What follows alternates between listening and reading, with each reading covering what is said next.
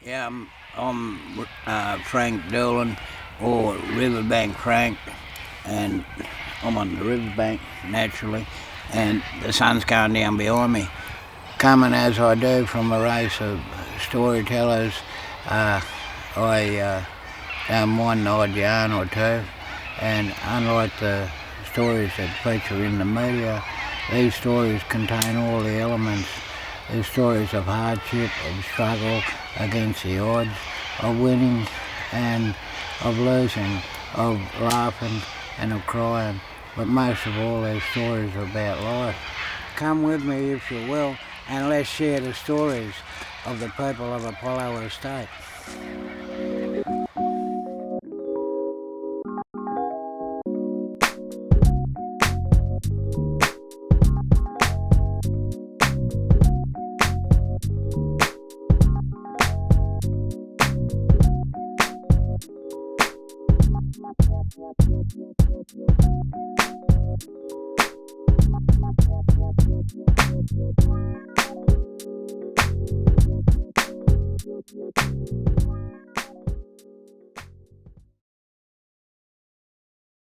My name is Johanna Leader and we're at sunny Apollo Estate today.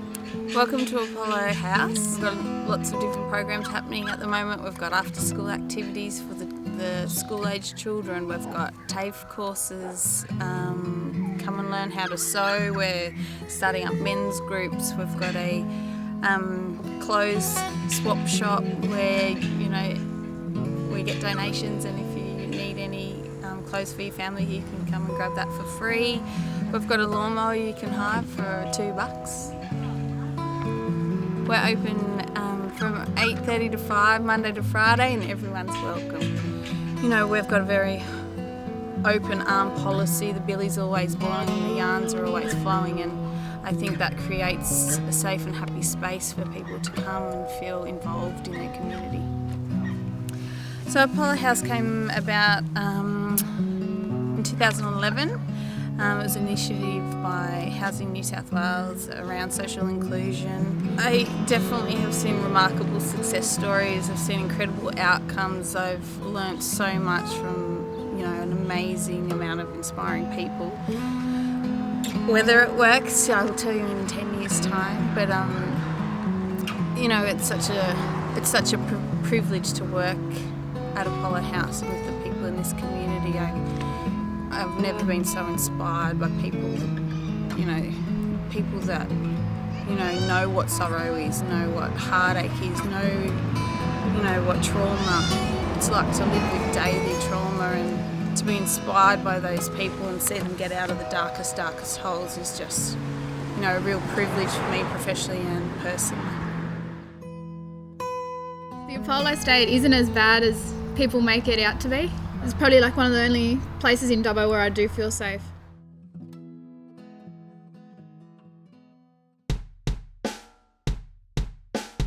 My name's Marley Morgan. I come from Dubbo, lived in Lightning Ridge for a bit, but grew up in the Apollo Estate.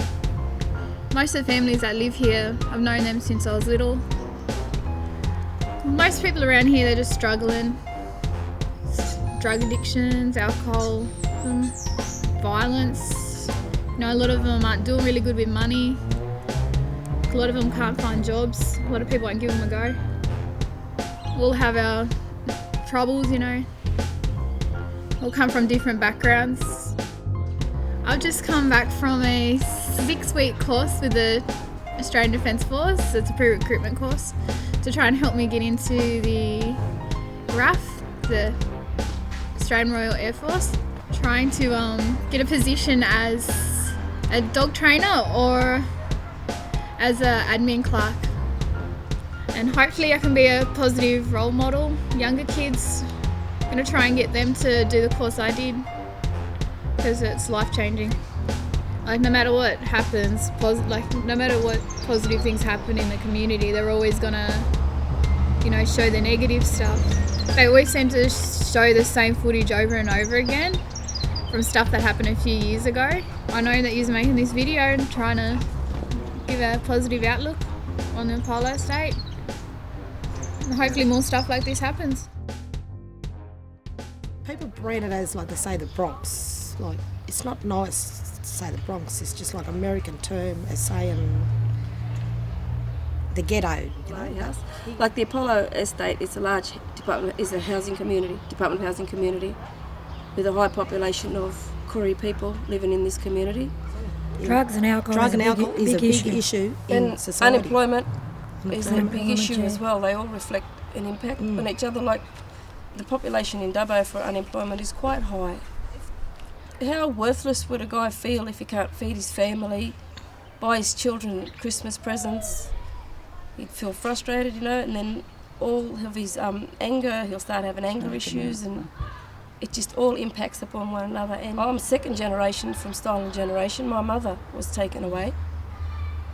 And I've had issues in my family. I've had suicides. It's come down. It's still happening in our families today. These issues are still impacting on us. Yeah, we do our arts admin certificate 3 around at Apollo House, and it's through Western TAFE up in Dubbo. We just recently opened a project up last Friday. It was a stage, like a raised stage with panels. We designed these panels. Yeah, through the TAFE. We got funding from the council and that, and they smoked it, and the Aboriginal dancers performed there. It was a beautiful day. It brings the community together and offers really valuable support and programs for everybody. These are the positive things that come out of the Apollo estate. That, like as mothers or parents, if we go forward and we show our kids like a role model, you know, they can grow up and be like that too. My name's Lionel Wood. I'm originally from Ghetto. I stand in Dubbo now. I used to be Wiradjuri Nation. I'm a Kamilaroi boy, proud and raised. Welcome to Apollo House. I've been here now 9 years. 9 years this year, yeah. So I come from Gordon Estate, which anyone pretty much knows the story about the Gordon Estate. You know, went through a real hard time there.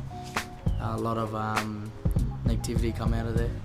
I was there when, when the riots and everything like that happened, and it wasn't a really good sight, I guess. But you know, you as you get older, you do get wiser and stuff. And you know, I was never a part of all that, but it's just the choices that my family helped me make. You know, that really added up now. You know, I see that now. What the long-term effect was. I'm currently community liaison officer at Apollo House. My job role is to just engage the community in any way possible. I think that Apollo House has a pretty strong connection with the people that live here. A big part of my job is to help the kids out when they come home from school. They want something to do, that's when boredom starts. That's when all the peer pressure and everything kicks in with vandalism and loss of self-determination and self-belief and all them boxes that meet the criteria of heading in that wrong direction. So why I think this job is important to myself and to this community and my role is because I grew up around the effects of drugs and alcohol and child abuse and domestic violence and everything like that. I just think that myself being in this role is a good opportunity to prove myself and prove to everyone else that I can handle these situations and that if ever in doubt I'm the right person to talk to.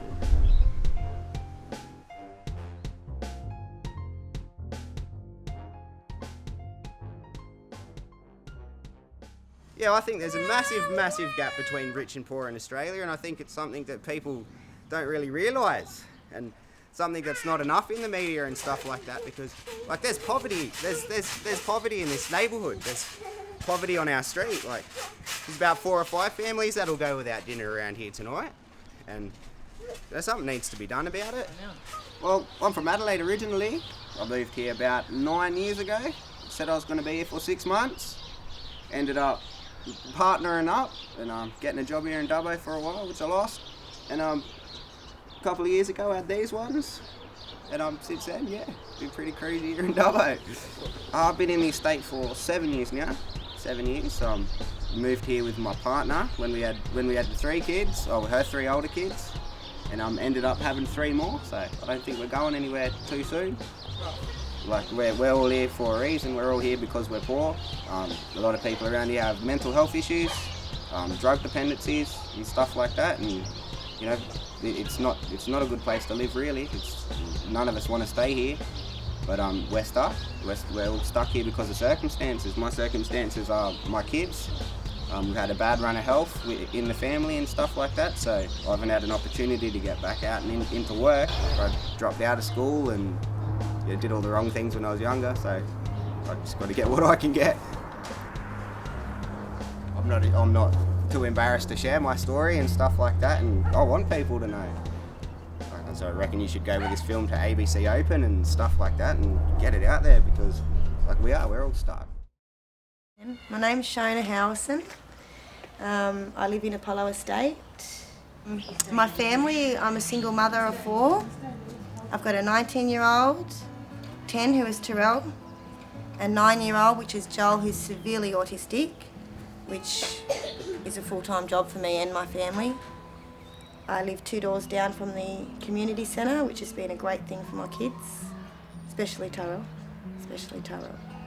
Terrell was a very shy child when we first moved up here, and the exposure to the activities that go on up here have made him come out of his shell, and he's just so much of a more open, happy kid.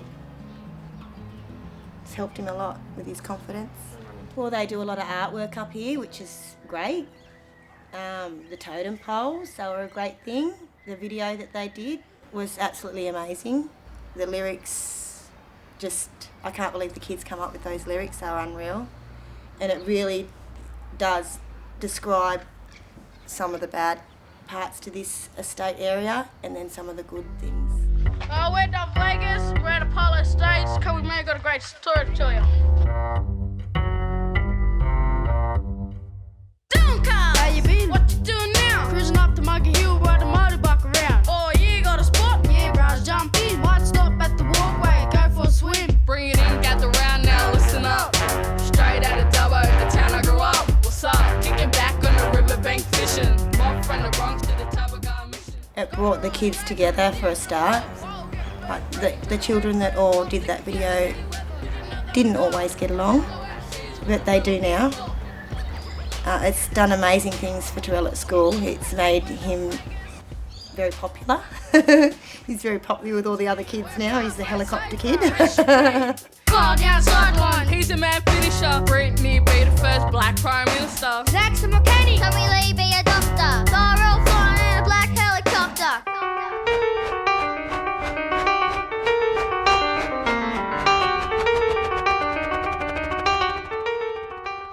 It's always a positive attitude's going to get us further and further. That living in this area, that's all sometimes you've got, is that positive attitude. I am a full-time carer for my autistic son, and it is a full-time job. He doesn't communicate, he doesn't talk. He's not properly toilet trained and he's 9. He compulsively eats. We call him the shredder, because he walks around and he shreds papers into little tiny bits. That's his thing that he does. They've all got a little thing, these kids, and that's what he does. So we're forever cleaning up little shreds of paper. Can't keep a letter around the house to save myself. There's good times with it and the bad times, and the most simplest things that this child achieves makes us so happy. Simple things like getting his own drink of water out of the tap. Makes you ecstatic. A lot of people have asked me, would I change it if I could? Of course I'd love my child to be normal and communicate and all that, but would I be the person I am today? Would my family be who we are without him? Things happen for a reason, and I believe that happened so I would be grounded to be a good mother. That's what I believe. So maybe I wouldn't change it for the world. You're given what cards you're given. You play your game of cards, and you win or lose. I really think I've won in this situation.